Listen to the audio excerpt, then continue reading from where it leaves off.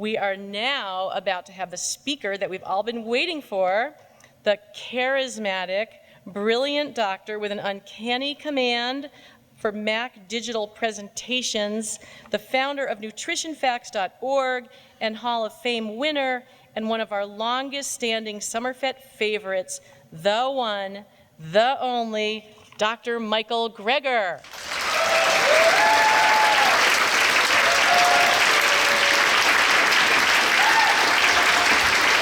All right. Check, check, check. How's that sound? The cheap seats in the back? We good? Happy 50th anniversary, everyone! Let's do questions. There should be a microphone right here. And so line on up. We have a half hour for questions. And then it's popcorn, watermelon, and bedtime. I'm still on West Coast time, so we're good. First question is, dun, dun, dun, dun. I could just call people out of the audience. Do we really need them to line up? Anyway, here we go. My wife asked me to come up and ask you. Oh, my wife wants to know. Hey. You like to talk. I don't like to talk. Yeah. What supplements? My wife has a prostate problem, and I just, What supplements do you yourself take other than B12? Okay. That's a great question. The question is, what supplements do I myself take? Number one is the most important supplement for anyone on a healthy diet, and that is B12! Yeah, baby. See, look at this. I didn't show up at Summerfest for like 20 years in a row for people not to understand. Vitamin B12 is a regular, reliable source of vitamin B12 is critically important. And boy, have I done presentations with some gruesome imagery of what happens when you don't follow that very simple recommendation. My easiest way is 2,000 micrograms once a week of cyanocobalamin, which is the most shelf-stable form, once a week. Get all the B12 you need. However, starting at age 65, we need to up that to 1,000 micrograms a day, every single day, not 2,000 once a week, every single day. Again, cyanocobalamin, and you are good to go. So other than vitamin B12, so I do 2,000 once a week. I have it little on my calendar, so it just tells me when to take my B12. There's also ways you can get it for fortified foods.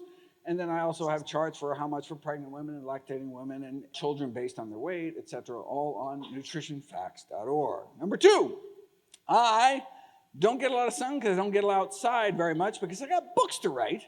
And the sun glare affects my ability to see my laptop. So I need my sunshine vitamin, vitamin D. So those getting insufficient sunlight exposure need to get some source of vitamin D.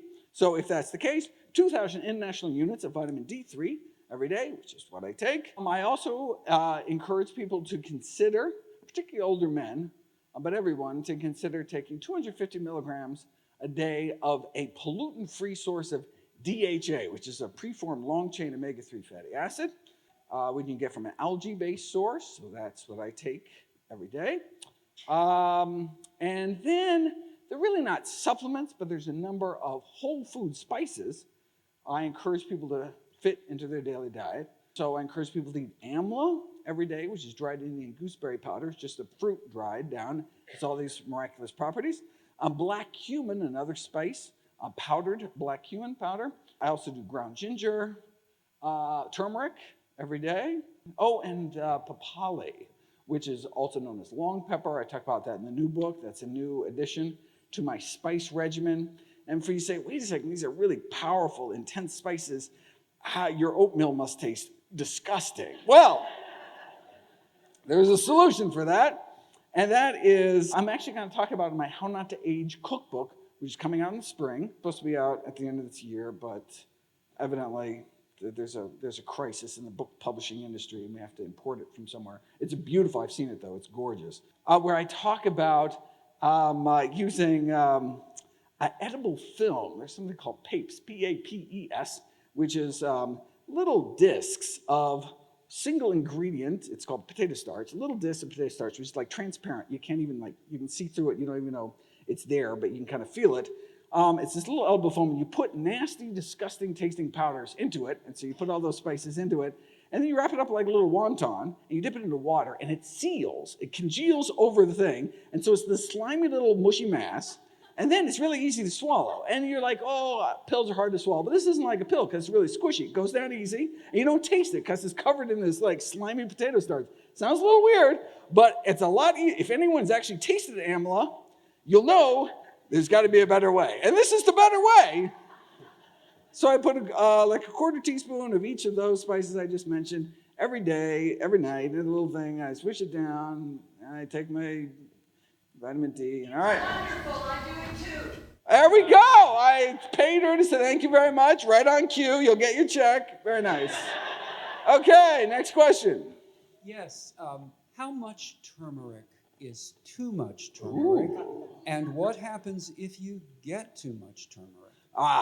Okay, so I did a video about that. So there are certain plant foods that are high in oxalates. And for people who are predisposed to oxalate kidney stones, if you have too much oxalates, it can actually crystallize in your kidneys into stones like rock candy. And then those stones have to come out of you. And you can imagine how having a sharp little crystalline stone is not a pleasant experience to expel. So there are some foods that are high in oxalates. One, there's some greens, spinach, Swiss chard, and beet greens are so high in oxalates that you really shouldn't eat more than a cup of them every day. If you eat cups of dark green leafies, which I encourage everyone to eat, literally cups a day of dark green leafy vegetables, then diversify your greens and use, low oxalate greens, which are all the other greens, like kale and collards and arugula and bok choy and all the other wonderful greens out there. Also, wouldn't eat more than a cup of nuts every day. Why? Because you put yourself at risk for oxalate kidney stones. I forget how much iced tea, but it was like 20 cups a day of iced tea is like too much. And then star fruit, even a couple star fruit, those like ornamental fruits, you can get serious kidney issues. Chaga mushroom powder, more than a teaspoon a day. And then turmeric, I forget how much, but it's not that much, like 2 teaspoons a day, I think, of turmeric is too much. I have a video about it. It says how much of every of these high oxalate foods you need to worry about. And then there's certain people who are predisposed to kidney stones, who have certain types of bariatric surgery, certain antibiotics put you at higher risk, and then you really got to be concerned about making a big spinach smoothie where you have cups of spinach every day. That could be a problem. That would be the downside excellent. Okay, next up. What about iodine as a supplement?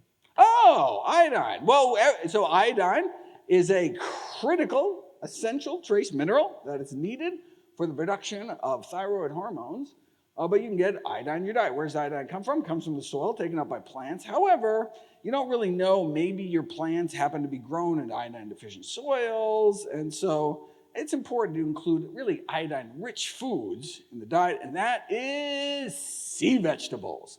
Those are the healthiest source of iodine on the planet. And so if you eat, for example, 2 sheets of nori a day, like the sushi sheets, which you can just snack on. It's the healthiest snack in the world. I think it has like 2 calories, 3 calories per sheet. And you're eating dark green leafy vegetables as a snack. As a snack. Like you can just sit there like watching TV, just chewing on a nori sheet. Oh my God, amazing. Get all your iodine.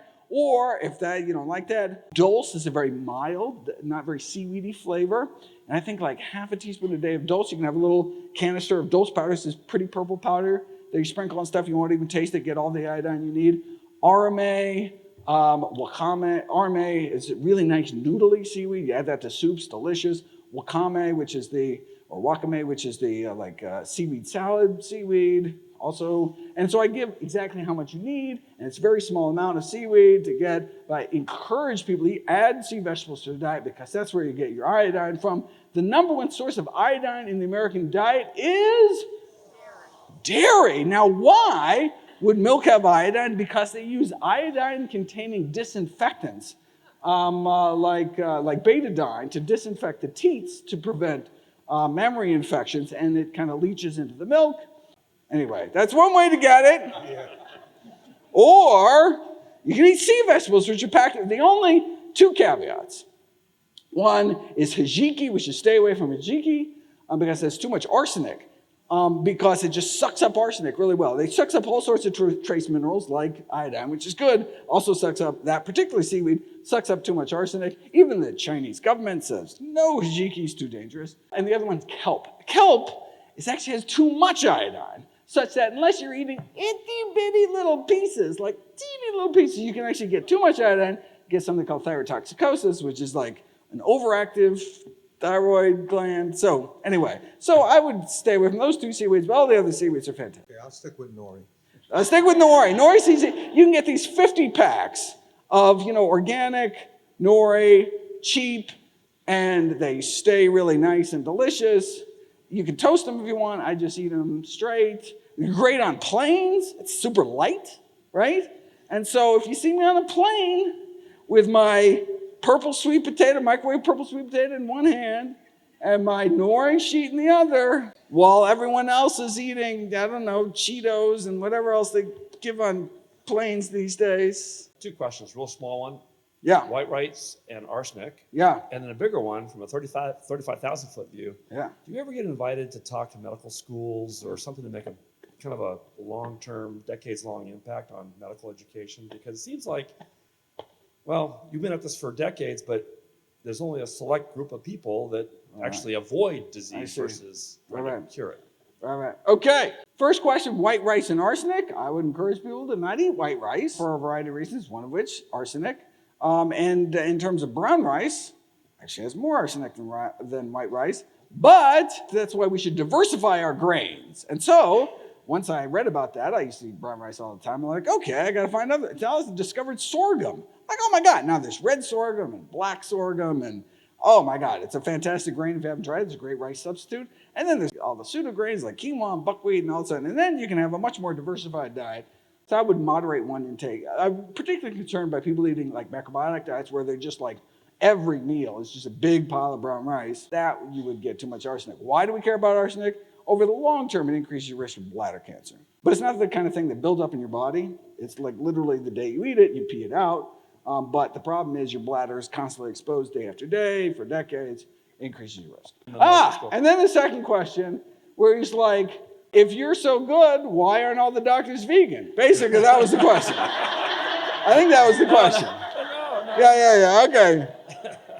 Right, okay. No, I do speak at a lot of medical schools and medical conferences. In fact, that's what I started doing originally back in 2001, where there's only about 130 medical schools in the country. The first 2 years are preclinical years where everyone's like still like in an academic setting before they go into the hospital. So I was like, all right, all I have to do is every 2 years get to all 130 medical schools, and then I would like change the trajectory of an entire generation of doctors. And I did that year after year, living out of my car. And then finally, 2005, I was like, I want to own a pillow so bad. Basically, it was this realization, wait a second. When it comes to safe, simple, side effect-free solutions like stop smoking or start exercising or eat healthier, you don't need your doctor to tell you to do that. You can just go to the people directly. So I was like, why train the trainers, right? Well, it's like, why don't I just tell people directly? And so I was like, oh, okay, I'm going to cut out the middle doc and go straight to the people. And so that's what I did and started a DVD series. Well, actually a VHS. I wasn't quite Betamax, but started VHS. You may remember all my VHS tapes. I'd have them stacked up at Summerfest, then moved to DVD, and then finally went online with Nutrition Facts. And Thank you very much. But who's doing that today? Reaching out to medical students, Dr. Michael Klaper, one of the earliest inductees into the Vegetarian Hall of Fame. Continue to this day, he has a nonprofit called Moving Medicine Forward. Just moved to Vancouver with Elise, his wife, and they're loving it there. They haven't been through a winter yet, so they may not be loving it, but so far they're having a great time. Not as traveling as much, but now he's doing a lot of Zoom with medical students, and so if you support that, you could support Klaper. Yes. First, thank you so much for writing How Not to Age. I know you turned 50. Some of us are about to turn 70. And we need this book. It raised a lot of great issues. And some of the questions, like all these IGF-1 and TOR systems, which we want to decrease, and these others, FGF-21, and and spermidine that we want to increase. Can we measure serum levels of these, and are they clinically relevant to help us diagnose and treat illness? Oh, that's juicy. So yes, but I think it's really more kind of in a laboratory research setting, right? Because we'd have the same recommendations for people, kind of regardless of how those values came back. Like you see a patient and you measure something that is a valid, something like, measure cholesterol or something. They have a high cholesterol, what do? You tell them to eat healthy. They have a low cholesterol, what do? You tell them, eat healthy. Right? You don't be like, oh, you're doing great, eat some cheeseburgers, right? It's like, no, keep up the good work, eat healthy. And so, as far as I'm concerned, I would only order a test if it's somehow going to change the management. I'm not going to do anything different based on a test. I might not do it other than perhaps for motivation.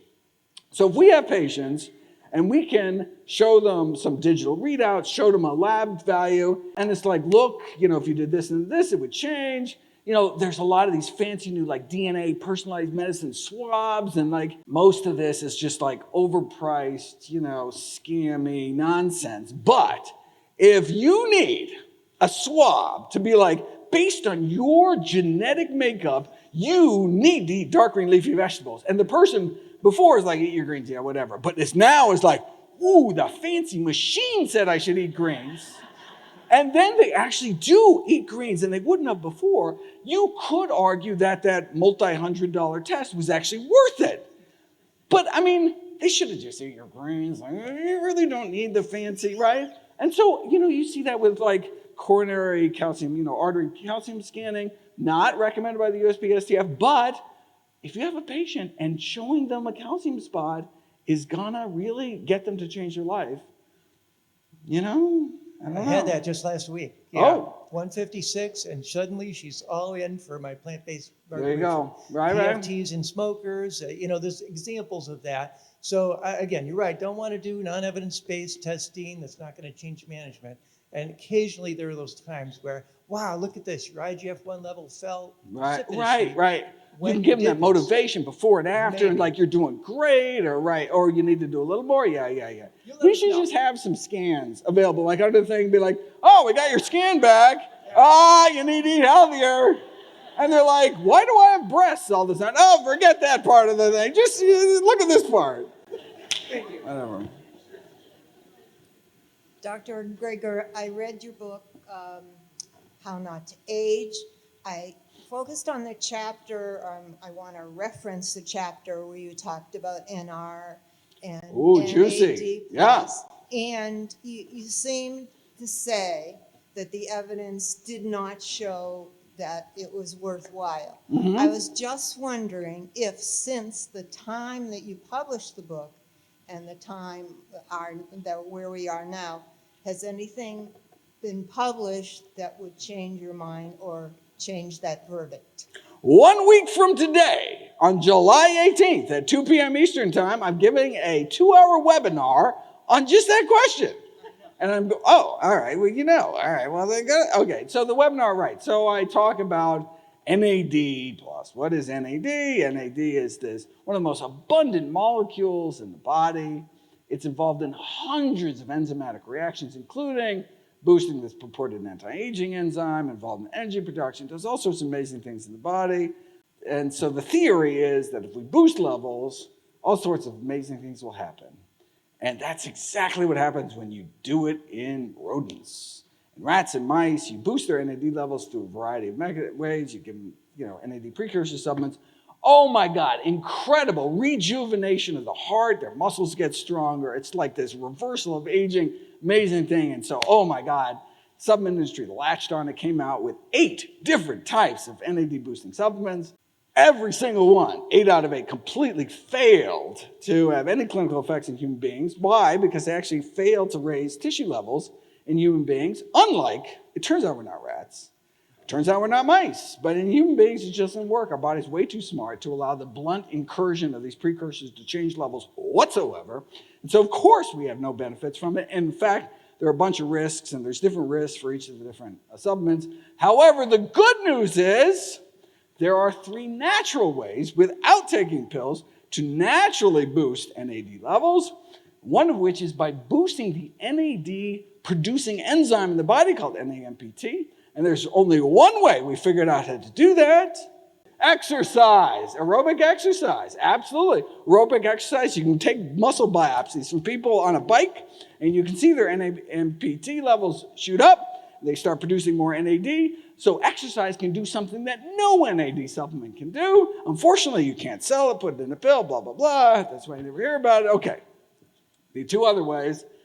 So one way is to boost your production, and the other way is to conserve NAD in the body by preventing excess use. And so there's the two other workhorse enzymes that suck up, guzzle NAD. Body one is called PARP1, which is the primary DNA repair enzyme. It uses NAD like crazy to repair your DNA from free radical attacks that damage, that cause single and double breaks your DNA. But no problem, there's this awesome enzyme that uses NAD to make your DNA whole again, so it doesn't pass along those mutations that could potentially produce a tumor that goes on to become cancerous. How do we prevent that from happening? Well, we prevent the DNA damage, so we don't need this DNA repair enzyme to guzzle NAD. How do we do that? We flood our body with antioxidant-rich foods. So we're eating berries, and we're eating, brightly colored fruits and vegetables all day long, et cetera, et cetera. I have a whole chapter on oxidation. And then the other enzyme, it's called CD38, is involved in the inflammatory process. So when you become inflamed, your body uses huge amounts of NAD through this enzyme. So we prevent inflammation. We prevent the excess use of NAD. How do we prevent inflammation? We eat an anti-inflammatory diet, which within a week can drop systemic inflammatory markers like CRP by eating healthy plant foods. A plant-based diet is essentially a whole food plant-based diet, synonymous with an anti-inflammatory diet, because the single most anti-inflammatory food component in the world ever found is fiber. Where is fiber found? Only one place, the plant kingdom, only one place concentrated, and that is in whole, unprocessed plant foods. And the most pro-inflammatory food component is trans fats, saturated fats, dietary cholesterol, all concentrated primarily in junk food, meat, and dairy. So the exercise is aerobic exercise. Aerobic exercise. So now you don't have to go to my webinar next week. And it was less than 2 hours. I just saved you 2 hours of your life. I don't know if this is appropriate for tonight, but my daughter, 45-year-old daughter, has been diagnosed with non-displaced stress fracture of the neck of the femur, Ouch. which is very rare, and they're contributing it to her lack of her body to assimilate D3. Oh. Is that true? What do you think of that? So how did they determine she could not assimilate D3? Well, they sent her to an endocrinologist, Right. and these two orthopedic doctors, Huh. that's what they're saying. Huh. Because So what's their this is recommendation? the second time she's had a stress fracture Oh, like that. yeah. I'd be curious to know Okay. how they diagnosed it and what they're planning on doing to fix it. Okay, is there any other way that she can get D3 besides sitting in the sun and taking it? Those are the two ways. Okay. Your body makes it through sun exposure, or you can take. So she's hopeless. Well, no. Maybe it's a matter of getting sufficient, D3. Maybe for some weird reason that if she's not assimilating it. There's a way, you can take vitamin D3 with meals that boosts absorption. There's all sorts of different kind of forms. The endocrinologist should be able to figure it out. But Okay. But vitamin D3 is critically important for many systems, not just for calcium assimilation. So she may need to figure it out. Soda pop is bad, but that just kind And of she does, and she's trying to quit Yeah. it. Yeah. good. Yeah. Okay, thank you. Okay, good. Dr. Greger. Hey. My question is, I've been on a statin for my arteries clogged up anyway. Okay. And my cholesterol and LDL, it kept it pretty low. Okay. Well, not low enough if you're still clogging up your arteries, right? Or was that after or before? Before what? So you're still clogging your arteries. Yeah. All right. Well, then your LDL is not low enough. I had bypass surgery last year. Okay. Cardiologist increased my statin. So we need to get, for primary prevention, if you don't have heart disease and you're trying to prevent getting heart disease, then We really want LDL under 70 milligrams per deciliter. That's kind of the target.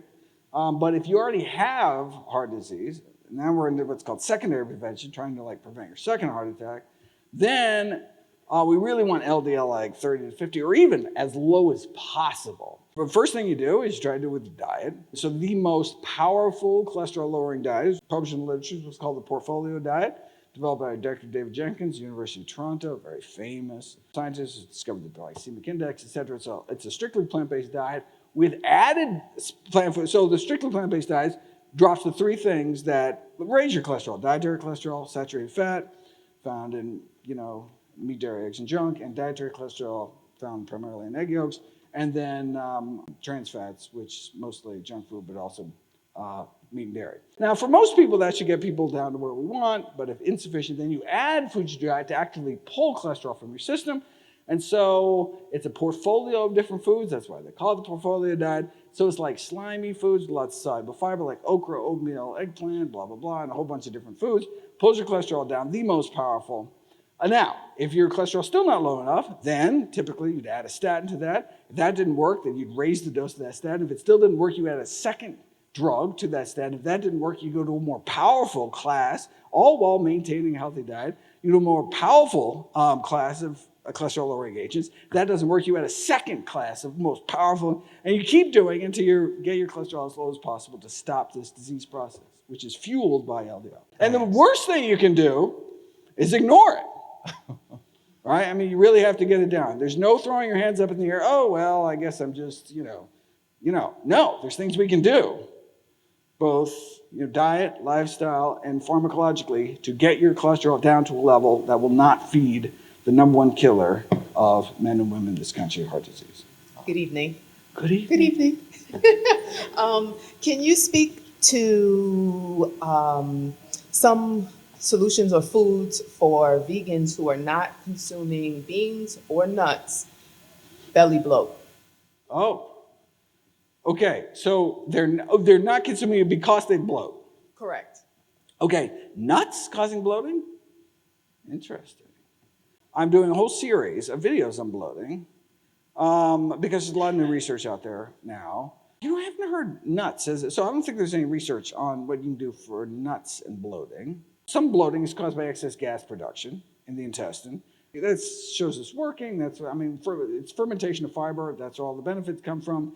Fermentation works by makes little bubbles. That's when you ferment sauerkraut, you ferment beer, ferment anything. You see the little bubbles. That's what's happening. Okay. You say, wait a second. So am I going to be stuck with gas? No, because the gas producers are balanced out by the gas consumers.